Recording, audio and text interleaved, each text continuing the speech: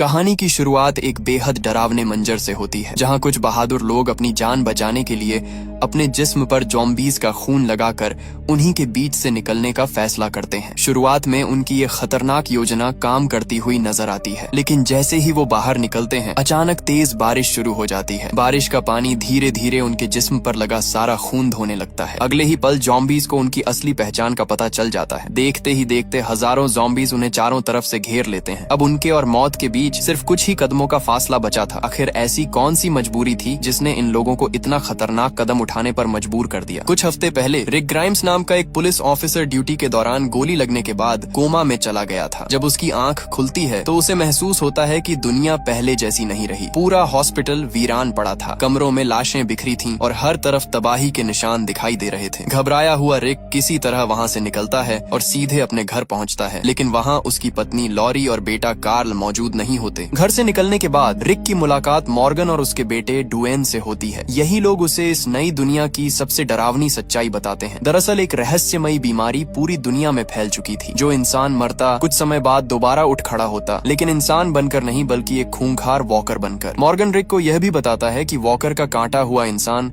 ज्यादा समय तक जिंदा नहीं रह सकता। रात होते ही रिक अपनी आंखों से इस डरावनी हकीकत को देखता है। घर के बाहर कई वॉकर घूम रहे थे, जिनमें मॉर्गन की अपनी पत्नी भी शामिल थी। वो अब इंसान नहीं रही थी, लेकिन फिर भी मॉर्गन उसे मारने की हिम्मत नहीं जुटा पा रहा था। अगली सुबह वो रिक को बताता है कि बचे हुए लोग अटलांटा के रिफ्यूजी कैंप्स की तरफ जा रहे हैं। संभव है कि उसकी पत्नी और बेटा भी वहीं हों। साथ ही उसे सीडीसी नाम की उस जगह के बारे में भी पता चलता है जहां इस बीमारी का इलाज खोजने की कोशिश की जा रही है। बस फिर क्या था, रिक पुलिस स्टेशन से हथियार और जरूरी सामान इकट्ठा करता है। जाते वक्त वो मॉर्गन को एक राइफल और रेडियो देकर अलविदा कहता है। अब उसके सामने सिर्फ एक ही मकसद था, किसी भी कीमत पर अपनी फैमिली को ढूंढना। अटलांटा की तरफ बढ़ते हुए रिक को रास्ते में तबाही के ऐसे निशान दिखाई देते हैं जो साफ बता रहे थे कि दुनिया अब पहले जैसी नहीं रही। सड़कें सुनसान पड़ी थीं और इंसानों का नामो निशान तक नहीं था। सफर के दौरान उसकी कार का फ्यूल भी खत्म हो जाता है। मजबूरी में वो एक पुराने फार्म हाउस तक पहुंचता है, जहां उसे पता चलता है कि वहां रहने वाले लोग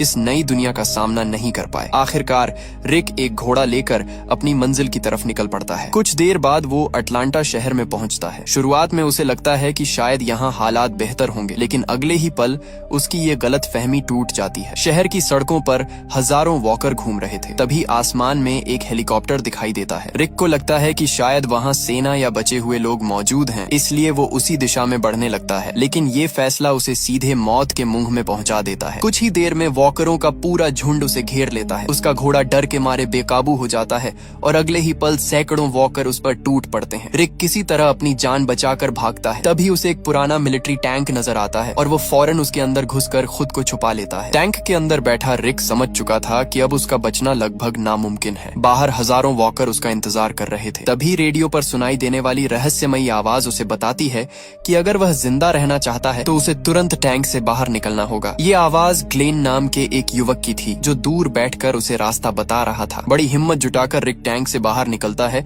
और ग्लेन के निर्देशों का पालन करते हुए गलियों के बीच दौड़ने लगता है। कई बार ऐसा लगता है कि वॉकर उसे पकड़ लेंगे, लेकिन किस्मत उसका साथ देती है। आखिरकार वह एक सुरक्षित इमारत तक पहुंच जाता है, जहां उसकी मुलाकात ग्लेन और कुछ दूसरे सर्वाइवर्स से होती है। लेकिन यहाँ पहुंचते ही एक नई मुसीबत उसका इंतजार कर रही थी। इमारत की छत पर मेरल नाम का एक खतरनाक और गुस्सैल आदमी लगातार वॉकरों पर गोलियां चला रहा था। टी डॉग उसे बार बार रोकने की कोशिश करता है, क्योंकि उनका गोला बारूद तेजी से खत्म हो रहा था, लेकिन मेरल किसी की सुनने को तैयार नहीं था। बात इतनी बढ़ जाती है कि रिक को बीच में आना पड़ता है। हालात काबू से बाहर होते देख वह मेरल को काबू कर लेता है और उसे छत पर एक पाइप से हथकड़ी लगाकर छोड़ देता है। अब समस्या ये थी कि पूरी इमारत वॉकरों से घिरी हुई थी। नीचे उतरना मतलब सीधी मौत। तभी रिक एक खतरनाक लेकिन शानदार योजना बनाता है। उसका आइडिया था कि मरे हुए वॉकरों का खून और शरीर के टुकड़े अपने ऊपर लगा लिए जाएं, ताकि बाकी वॉकर उन्हें अपनी तरह समझें। बाकी लोगों को ये प्लान पागलपन लगता है, लेकिन उनके पास कोई दूसरा विकल्प भी नहीं था। कुछ ही देर बाद रिक और ग्लेन खुद को वॉकरों जैसा दिखाकर भीड़ के बीच चलने लगते हैं। शुरुआत में सब ठीक चलता है, लेकिन तभी अचानक बारिश शुरू हो जाती है। उनके शरीर पर लगा खून धुलने लगता है और वॉकरों को इंसानों की असली गंध आने लगती है। अगले ही पल पूरा झुंड उनके पीछे पड़ जाता है और अब शुरू होने वाली थी उनकी जिंदगी की सबसे खतरनाक भागदौड़। अगले ही पल सैकड़ों वॉकर उनके पीछे दौड़ पड़े। दोनों पूरी ताकत से भागते हुए किसी सुरक्षित जगह की तलाश करने लगे। अगर 1 सेकंड की भी गलती होती तो उनका बचना नामुमकिन था। काफी मुश्किलों के बाद दोनों एक ट्रक तक पहुंच जाते हैं। तभी रिक के दिमाग में एक और शानदार आइडिया आता है। वो पास खड़ी एक स्पोर्ट्स कार का शीशा तोड़कर उसका अलार्म चालू कर देता है। तेज आवाज सुनते ही ज्यादातर वॉकर कार की तरफ भागने लगते हैं। इसी मौके का फायदा उठाकर बाकी सर्वाइवर्स भी बिल्डिंग से नीचे उतर आते हैं और ट्रक में सवार हो जाते हैं। कुछ ही पलों में वो मौत के उस जाल से बाहर निकलने में कामयाब हो जाते हैं। लेकिन इस भाग दौड़ में एक बड़ी गलती हो चुकी थी। टी-डॉग से मेरल की हथकड़ी की चाबी गलती से ड्रेनेज में गिर जाती है। इसका मतलब था कि मेरल अभी भी उस छत पर अकेला फंसा हुआ था। दूसरी तरफ मेरल समझ चुका था कि अब कोई उसे बचाने वापस नहीं आएगा। गुस्से और डर के बीच फंसा वह खुद को आजाद करने का रास्ता ढूंढने लगता है। उधर शहर से दूर सर्वाइवर्स कैंप में जिंदगी किसी तरह आगे बढ़ रही थी। यहीं पहली बार हमें रिक की पत्नी लॉरी, बेटा कार्ल और उसका पुराना दोस्त शेन साथ दिखाई देते हैं। कैंप के लोग मान चुके थे कि रिक अब इस दुनिया में नहीं रहा। कुछ ही देर बाद ट्रक कैंप में पहुंचता है। लोग खुशी से अपने साथियों का स्वागत करते हैं और फिर आखिर में ट्रक से रिक नीचे उतरता है। उसे देखते ही लॉरी और कार्ल की आंखें भर आती हैं। महीनों बाद बिछड़ा परिवार फिर से एक दूसरे के सामने खड़ा था। लेकिन जहां एक तरफ ये मिलन खुशी लेकर आया, वहीं दूसरी तरफ शेन के चेहरे पर पहली बार बेचैनी साफ दिखाई देने लगी। कई दिनों बाद पहली बार कैंप में खुशी का माहौल था। रिक अपनी पत्नी लॉरी और बेटे कार्ल के साथ समय बिता रहा था, जबकि बाकी लोग भी उसकी वापसी का जश्न मना रहे थे। लेकिन इस खुशी के पीछे कई ऐसे राज छिपे थे जिनके बारे में रिक अब भी कुछ नहीं जानता था। खासकर शेन, जो रिक के लौटने के बाद अंदर ही अंदर परेशान रहने लगा था। अगली सुबह रिक को कैंप के लोगों के बारे में और जानकारी मिलती है। तभी डेल उसे बताता है कि मेरल का छोटा भाई डेरिल भी इसी कैंप में रहता है। ये सुनकर रिक फैसला करता है कि वो खुद डेरिल को पूरी सच्चाई बताएगा। लेकिन इससे पहले कि वो ऐसा कर पाता, जंगल से एक अजीब सी आवाज सुनाई देती है। सभी लोग वहाँ पहुँचते हैं और देखते हैं कि एक ज़ॉम्बी एक हिरण को नोच रहा है। उसे खत्म करने के बाद अचानक एक नया आदमी सामने आता है। ये था डेरिल डिक्सन। जब उसे पता चलता है कि उसका भाई मेरल अटलांटा में छूट गया है, तो उसका गुस्सा 7वें आसमान पर पहुंच जाता है। वो रिक पर हमला करने तक के लिए तैयार हो जाता है। हालांकि बाकी लोग किसी तरह उसे शांत कर देते हैं। आखिरकार रिक, डेरिल, ग्लेन और टी-डॉग मेरल को वापस लाने के लिए दोबारा अटलांटा जाने का फैसला करते हैं। जब ये लोग शहर पहुंचते हैं तो सबसे पहले उसी बिल्डिंग की छत पर जाते हैं जहां मेरल को छोड़ा गया था। लेकिन वहां पहुंचकर सब हैरान रह जाते हैं। मेरल वहां मौजूद नहीं था। सिर्फ एक कटी हुई हथकड़ी और खून के निशान दिखाई देते हैं। ऐसा लग रहा था जैसे उसने खुद को आजाद करने के लिए कोई बेहद खतरनाक कदम उठाया हो। उधर कैंप में भी हालात बिगड़ने लगे थे। शेन और लॉरी के बीच दूरी बढ़ती जा रही थी। दूसरी तरफ एड नाम का एक आदमी अपनी पत्नी कैरल के साथ बेहद बुरा व्यवहार करता था। जब उसने एक बार फिर कैरल पर हाथ उठाया तो शेन अपना गुस्सा रोक नहीं पाया और सबके सामने उसकी बुरी तरह पिटाई कर दी। अटलांटा की सुनसान गलियों में अब रिक और उसकी टीम मेरल की तलाश कर रही थी। छत पर मिले खून के निशान साफ बता रहे थे कि मेरल किसी तरह वहां से निकल चुका है। उन निशानों का पीछा करते हुए ये लोग एक दूसरी बिल्डिंग तक पहुंचते हैं। रास्ते भर डेरिल अपने भाई को लेकर परेशान रहता है, लेकिन रिक उसे शांत रहने के लिए कहता है। फिलहाल उनकी सबसे बड़ी चिंता मेरल नहीं, बल्कि वो हथियारों से भरा बैग था जो शहर में कहीं छूट गया था। कुछ देर बाद ग्लेन उस बैग को लेने जाता है, जबकि बाकी लोग उसे कवर दे रहे होते हैं। शुरुआत में सब कुछ ठीक चलता है, लेकिन तभी अचानक कुछ हथियारबंद लोग वहां पहुंच जाते हैं। इससे पहले कि कोई कुछ समझ पाता, वे ग्लेन को पकड़कर अपने साथ ले जाते हैं। अब हालात पहले से भी ज्यादा खराब हो चुके थे। एक तरफ ग्लेन दुश्मनों के कब्जे में था और दूसरी तरफ उनके सारे हथियार भी खतरे में पड़ चुके थे। उधर कैंप में एक और अजीब घटना हो रही थी। जिम नाम का आदमी सुबह से एक ही जगह लगातार गड्ढे खोद रहा था। जब लोगों ने उससे वजह पूछी तो वो खुद भी कोई जवाब नहीं दे पाया। उसे बस इतना याद था कि पिछली रात उसने कोई डरावना सपना देखा था। उसकी हालत देखकर बाकी लोग भी असहज महसूस करने लगे, लेकिन किसी को अंदाजा नहीं था कि ये गड्ढे आखिर किस काम आने वाले हैं। दूसरी तरफ रिक की टीम उन लोगों के ठिकाने तक पहुंच जाती है जिन्होंने ग्लेन को पकड़ा था। शुरुआत में उन्हें लगता है कि ये कोई खतरनाक गैंग है, लेकिन अंदर जाकर सच्चाई कुछ और ही निकलती है। दरअसल ये लोग कुछ बुजुर्ग और बीमार लोगों की रक्षा कर रहे थे। दुनिया खत्म होने के बाद भी उन्होंने इंसानियत नहीं छोड़ी थी। यही वजह थी कि रिक उनसे लड़ाई करने के बजाय समझौता करने का फैसला करता है। आखिरकार ग्लेन सुरक्षित वापस मिल जाता है और मामला शांत हो जाता है। लेकिन जब रिक और उसके साथी लौटने लगते लगते हैं तो उन्हें एक नई मुसीबत का सामना करना पड़ता है। जिस गाड़ी में वो आए थे वो गायब थी। अब उन्हें पैदल ही कैंप लौटना था। कई घंटों की थकाऊ यात्रा के बाद रिक और उसके साथी आखिरकार कैंप वापस पहुंच जाते हैं। वहाँ माहौल पहले से काफी बेहतर दिखाई देता है, लेकिन ये शांति ज्यादा देर टिकने वाली नहीं थी, क्योंकि खतरा पहले ही कैंप के बेहद करीब पहुंच चुका था। शाम होते ही सभी लोग आग के आसपास बैठकर खाना खा रहे होते हैं। जंगल की तरफ से वॉकरों का एक बड़ा झुंड कैंप में घुस आता है। इससे पहले कि कोई संभल पाता, कई लोगों पर हमला हो जाता है। एड को एक वॉकर दबोच लेता है, जबकि एमी भी उसकी चपेट में आ जाती है। कुछ ही सेकंड में पूरा कैंप चीखों और गोलियों की आवाजों से गूंज उठता है। रिक, शेन, डेरिल और बाकी लोग मिलकर जवाबी हमला करते हैं और किसी तरह वॉकरों को खत्म कर देते हैं। जब लड़ाई खत्म होती है तो हर तरफ सिर्फ लाशें दिखाई देती हैं। सबसे बड़ा झटका एंड्रिया को लगता है, क्योंकि उसकी बहन एमी अब इस दुनिया में नहीं रही थी। वो उसकी लाश के पास बैठकर रोती रहती है। तभी जिम एक चौंकाने वाली बात बताता है। वो कहता है कि उसे पहले ही सपना आ गया था कि कैंप में कई लोग मरने वाले हैं। यही वजह थी कि वो सुबह से लगातार कब्रें खोद रहा था। अब सबको समझ आने लगा कि उसके अजीब व्यवहार के पीछे क्या कारण था। अगली सुबह हालात और भी गंभीर हो जाते हैं। जब लोग मरे हुए साथियों को दफनाने की तैयारी कर रहे होते हैं, तभी एक और डरावना सच सामने आता है। कैंप पर हुए हमले के बाद अब किसी को भी वहां रुकना सुरक्षित नहीं लग रहा था। कई लोग मारे जा चुके थे और जिम के शरीर पर वॉकर के काटने का निशान भी मिल चुका था। कुछ लोगों का मानना था कि उसे यहीं खत्म कर देना चाहिए, लेकिन रिक ऐसा नहीं करना चाहता था। उसे उम्मीद थी कि सीडीसी में शायद कोई इलाज या मदद मिल जाए। इसी वजह से उसने सभी को वहां जाने का प्रस्ताव दिया। हालांकि हर कोई रिक की बात से सहमत नहीं था। शेन का कहना था कि उन्हें सीडीसी की बजाय सेना के एक पुराने बेस की तरफ जाना चाहिए। उसके हिसाब से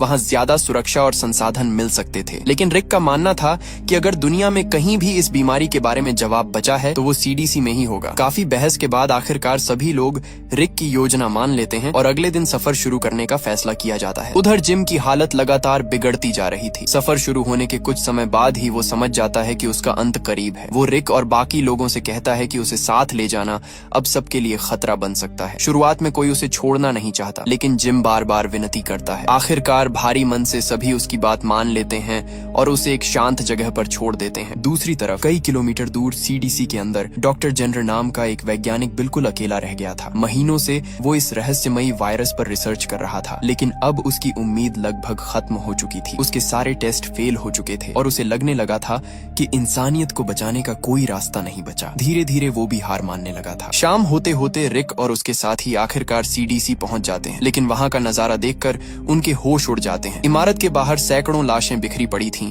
और पूरा परिसर सुनसान था। ऊपर से उनके वाहनों में फ्यूल भी लगभग खत्म हो चुका था। तभी आसपास मौजूद वॉकर उन्हें घेरना शुरू कर देते हैं। अब उनके पास भागने का कोई रास्ता नहीं था और ठीक उसी वक्त सीडीसी का विशाल दरवाजा धीरे धीरे खुलना शुरू होता है। सीडीसी का भारी दरवाजा खुलते ही रिक और उसके साथियों की जान में जान आती है। कुछ ही सेकंड में सभी लोग अंदर पहुंच जाते हैं और दरवाजा फिर से बंद हो जाता है। बाहर सैकड़ों वॉकर दरवाजे पर टूट पड़ते हैं, लेकिन अब वे फिलहाल सुरक्षित थे। कई दिनों तक मौत से भागते रहने के बाद पहली बार उन्हें ऐसा महसूस होता है कि शायद अब सब कुछ ठीक हो सकता है। अंदर उनकी मुलाकात डॉक्टर एडविन जेनर से होती है। वो सीडीसी में बचा हुआ आखिरी वैज्ञानिक था। जेनर सबसे पहले सभी का ब्लड टेस्ट करता है ताकि यह सुनिश्चित किया जा सके कि कोई संक्रमित तो नहीं है। इसके बाद वह उन्हें बिल्डिंग के अंदर रहने की अनुमति दे देता है। यहाँ पहुंचकर सभी लोग हैरान रह जाते हैं, क्योंकि कई महीनों बाद उन्हें साफ बिस्तर, गर्म पानी, भरपेट खाना और सुरक्षित छत नसीब हुई थी। उस रात लगभग सभी लोग आराम से खाना खाते हैं, नहाते हैं और लंबे समय बाद सुकून की सांस लेते हैं। लेकिन जहाँ बाकी लोग इस राहत का आनंद ले रहे थे, वहीं शेन अंदर ही अंदर टूट रहा था। रिक की वापसी के बाद उसकी जिंदगी पूरी तरह बदल चुकी थी। शराब के नशे में वह लॉरी से बहस करने लगता है और उसे मनाने की कोशिश करता है, लेकिन लॉरी साफ कर देती है कि अब उसका रिश्ता सिर्फ रिक के साथ है। यह बात शेन को और ज्यादा गुस्से में भर देती है। दूसरी तरफ रिक और डॉक्टर जेनर बातचीत कर रहे होते हैं। रिक को उम्मीद थी कि सीडीसी में इस वायरस का इलाज तैयार किया जा रहा होगा, लेकिन जेनर की बातें सुनकर उसके चेहरे का रंग उड़ जाता है। डॉक्टर बताता है कि दुनिया भर के ज्यादातर वैज्ञानिक मर चुके हैं और रिसर्च लगभग बंद हो चुकी है। यानी जिस जगह को लोग आखिरी उम्मीद समझ रहे थे, वहाँ भी कोई चमत्कार उनका इंतजार नहीं कर रहा था। इसी बीच जेनर उन्हें एक खास रिकॉर्डिंग दिखाता है, जिसमें एक संक्रमित इंसान के मरने और फिर दोबारा वॉकर बनकर उठने की पूरी प्रक्रिया दिखाई जाती है। यह नजारा इतना डरावना था कि कमरे में मौजूद हर व्यक्ति सन्न रह जाता है। अब पहली बार सभी को एहसास होता है कि वे किस तरह की तबाही का सामना कर रहे हैं। इसके बाद जेनर उन्हें एक और भयानक खबर देता है। दरअसल सीडीसी की पूरी इमारत एक ऑटोमेटिक सिस्टम पर चल रही थी। जब ईंधन पूरी तरह खत्म हो जाएगा तो सुरक्षा प्रोटोकॉल अपने आप सक्रिय हो जाएगा। उस स्थिति में पूरी बिल्डिंग को विस्फोट के जरिए नष्ट कर दिया जाएगा ताकि अंदर मौजूद खतरनाक वायरस बाहर न फैल सके। सबसे डरावनी बात यह थी कि वह समय अब बहुत करीब आ चुका था। जब सभी लोग बाहर जाने की कोशिश करते हैं तो उन्हें पता चलता है कि जेनर ने सारे दरवाजे लॉक कर दिए हैं। उसके मुताबिक बाहर की दुनिया में सिर्फ दर्द, भूख और मौत बची है। इसलिए वह चाहता था कि सभी लोग यहीं आराम से अपनी जिंदगी खत्म कर लें। ये सुनकर पूरे समूह में हड़कंप मच जाता है। कुछ लोग गुस्से में आ जाते हैं जबकि कुछ पूरी तरह टूट जाते हैं। लेकिन रिक हार मानने वालों में से नहीं था। रिक लगातार जेनर को समझाने की कोशिश करता है कि अभी भी उम्मीद बाकी है। दूसरी तरफ जैकवी नाम की महिला फैसला कर लेती है कि वो बाहर नहीं जाएगी। इतने संघर्ष और दर्द के बाद अब उसमें आगे लड़ने की ताकत नहीं बची थी। जेनर भी उसके साथ रुकने का निर्णय लेता है। बाकी लोग किसी भी कीमत पर वहां से निकलना चाहते थे क्योंकि उन्हें पता था कि अगर जल्दी कुछ नहीं किया गया तो वे सब उस विस्फोट में मारे जाएंगे। आखिरी पलों में रिक की जिद काम आ जाती है और जेनर इमरजेंसी लॉक खोल देता है। सभी लोग तेजी से बाहर की ओर भागते हैं। समय बहुत कम बचा था। कुछ ही मिनटों बाद पूरी बिल्डिंग जोरदार धमाके के साथ फटने वाली थी और इसी अफरा तफरी के बीच जेनर रिक के कान में एक ऐसा रहस्य बता देता है जिसके बारे में अभी किसी और को कुछ भी पता नहीं था। सीडीसी से बाहर निकलने के बाद सभी लोग अपनी गाड़ियों तक पहुंचने में कामयाब हो जाते हैं। अगले ही पल पीछे खड़ी पूरी इमारत एक विशाल धमाके के साथ हवा में उड़ जाती है। आग की लपटें आसमान तक पहुंच जाती हैं और कई किलोमीटर दूर तक उसका असर दिखाई देता है। कुछ सेकंड के लिए सभी लोग खामोश खड़े उस मंजर को देखते रहते हैं। इंसानियत की आखिरी उम्मीद भी उनकी आंखों के सामने राख बन चुकी थी। लेकिन धमाके से भी बड़ा राज वो था जो डॉक्टर जेनर ने जाते जाते सिर्फ रिक को बताया था। यहीं पर द वॉकिंग डेड का पहला सीजन खत्म हो जाता है। लेकिन यकीन मानिए अब तक जो कुछ हुआ था वो सिर्फ शुरुआत थी। असली तबाही तो अब शुरू होने वाली है। सीजन 2 में हम देखेंगे कि सीडीसी के तबाह होने के बाद रिक और उसके साथी एक नए सफर पर निकलते हैं। लेकिन रास्ते में एक छोटी सी गलती पूरी टीम को मुसीबत में डाल देती है। हालात तब और भी खतरनाक हो जाते हैं जब उनका एक साथी रहस्यमयी तरीके से गायब हो जाता है। अब उसे ढूंढने के लिए उन्हें ऐसे इलाकों में जाना पड़ेगा जहां हर झाड़ी, हर जंगल और हर अंधेरा कोना मौत छुपाए बैठा है। अगर आप जानना चाहते हैं कि आगे किसकी किस्मत उसका साथ देगी, कौन जिंदा बचेगा और कौन हमेशा के लिए इस दुनिया को अलविदा कह देगा, तो वीडियो को लाइक करें, चैनल को सब्सक्राइब करें और बेल आइकॉन दबाना बिल्कुल मत भूलिए। मिलते हैं द वॉकिंग डेड सीजन 2 की कहानी में, जहां शुरू होगा मौत का असली नंगा नाच।